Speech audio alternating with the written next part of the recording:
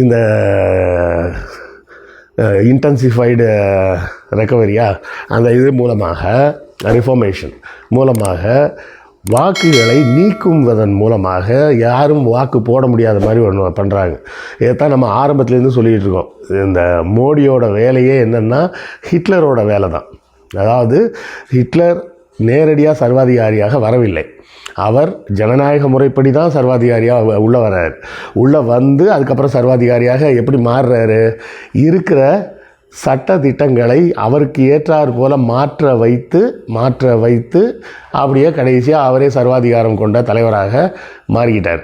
அதன் பிறகு அந்த சர்வாதிகாரியை அந்த பதவியில் இருந்து தூக்குவதற்கு ஒரு உலகப்போரே தேவைப்பட்டது.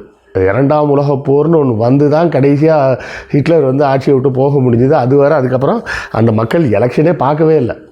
அதைத்தான் இங்கேயும் அவங்க செய்ய முயற்சி பண்ணுறாங்க அப்படிங்கிறத நம்ம சொல்லியிருந்தோம். அதாவது பொதுவாக என்ன நடக்கும்னா,